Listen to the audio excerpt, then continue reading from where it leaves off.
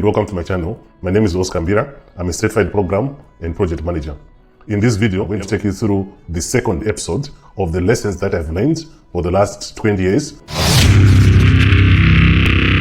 I'm going to share with you the lessons that I've learned through my career as a project manager. I managed to implement successfully 15 projects. I made my own mistakes. I also made my own corrections, and this is what I have to share with you in this video.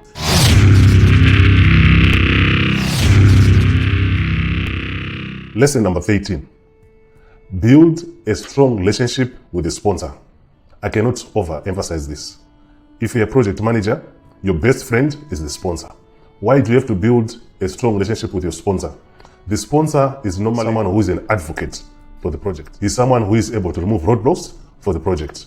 He's someone who is able even to seek for additional budget for the project. So your sponsor is your go-to as a project manager. Sponsors are always advocates for the projects. They always want the project to be successful. So you find it very easy for them to support decisions, to support changes, to request for more resources, and so on and so forth.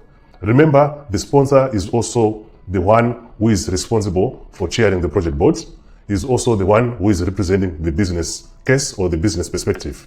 So a sponsor, in most cases, they have the authority to make decisions.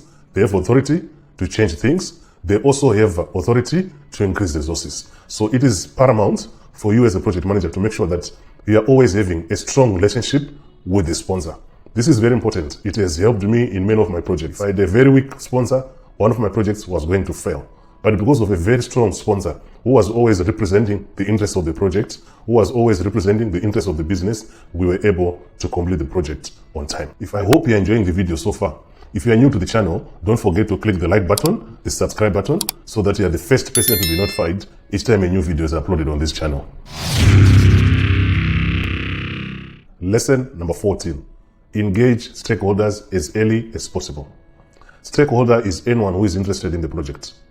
So the moment you engage all the stakeholders early, you also manage expectations.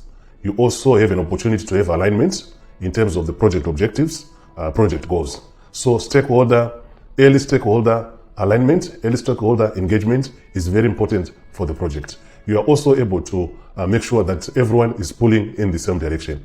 Stakeholders, they have different requirements in terms of information required, in terms of reports. So if you're a project manager, you must make sure that as early as possible, you engage all the stakeholders in the project.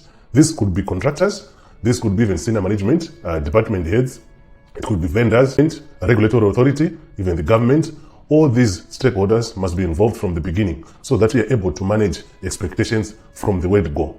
Don't wait to start including stakeholders way into the project. That can make life very difficult, especially if they come up with requirements which you have not captured early. So it's very important as a project manager to make sure that all the stakeholders are involved from the word go. There is no misunderstanding, there is no misalignment, there is nothing that is left out that is going to come later and also end up extending the project. Lesson number 15. Manage expectations realistically.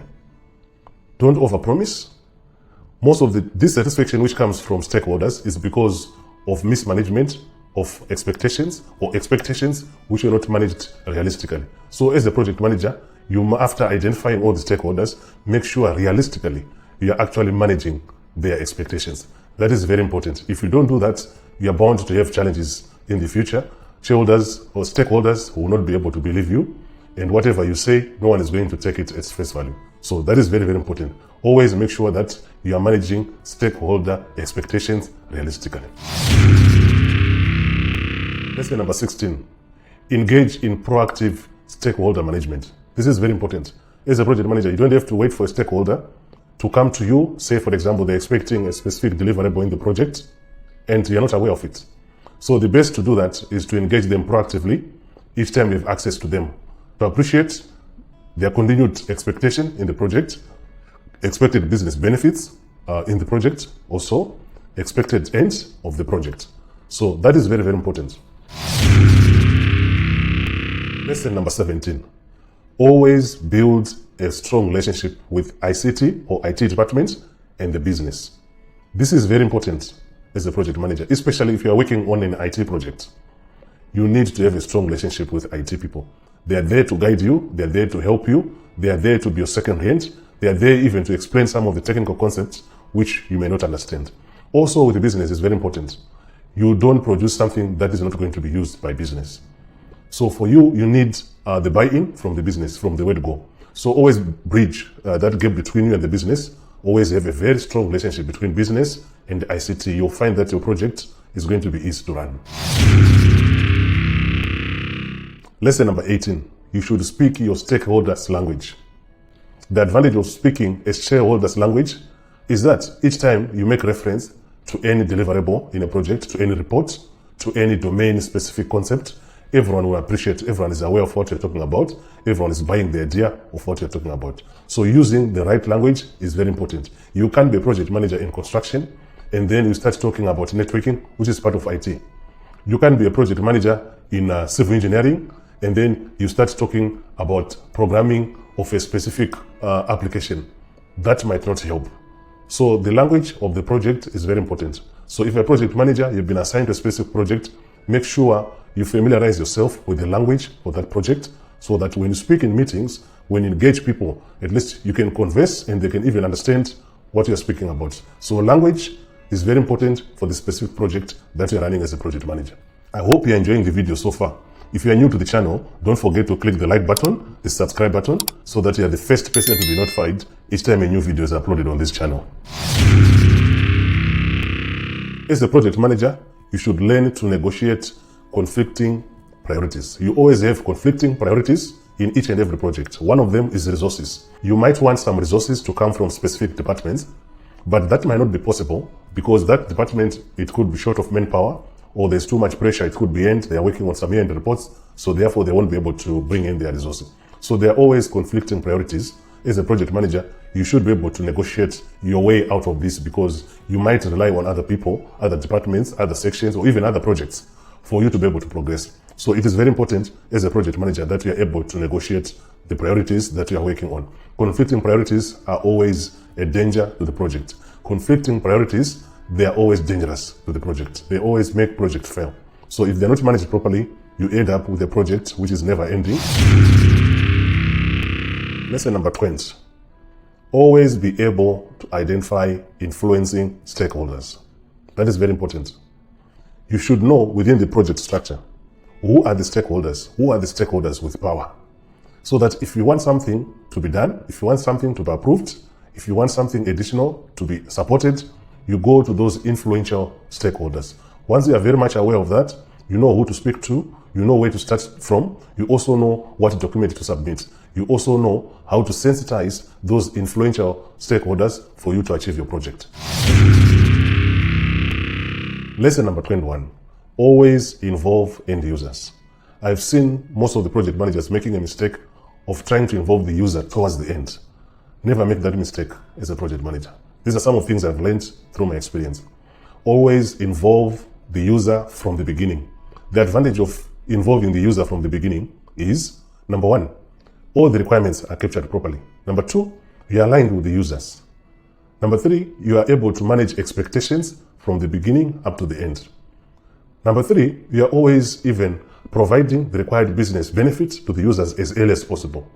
If you don't do this, you try to involve the users at the end. This is what causes some of the projects to go beyond the timelines, to go beyond the cost, because the users might come very late with different requirements or deliverables in the project which you have never considered before. Imagine you're constructing a house, you're not involving the user. Then you start even painting the house with red color without consulting with the user. The user is going to come and say, I need a blue color. How are you going to cater for that cost? So it is very important that you involve the users from the beginning all the way up to the end. Lesson number 22. Always manage vendor relationships. Managing vendor relationships is very important. It's very rare for you to run a project which does not involve vendors, either in terms of service or in terms of provision of materials, in terms of even audit, or even in terms of quality assurance. So managing the relationship with the vendors is very important. It can help your project to be successful. If you are not managing your project properly with your vendors, you'll find that, for example, you're constructing a house, and then someone is your builder, as an example, or constructor. then you don't have a good relationship with a constructor. It will be very difficult for you to manage that project. They can do whatever they want. They can even spoil the project. So it's very important that you manage the relationship with your vendors as much as possible. You need to make sure that you're always as close to them so that if there's any signal from the project, if there's any challenge, for example, if there's something that is going to affect the project, they are able to talk to you because of the close relationship that you have with the vendor. Lesson number 23, under-promise and over-deliver. Most project managers, they make a mistake of over-promising and then under-delivering. But the lesson that I've learned, people will trust you more than someone who is talking about over-delivering and then under-delivering. So always under-promise and then over-deliver. That will gain a lot of trust from all the stakeholders because you're exceeding what you're supposed to have done. So everyone will accept your efforts. We've reached the end of this video. I would like to encourage you to also watch the next episode. If you want me to create any additional videos on what we have learned or what we have gone through this video, let me know in the comment section below.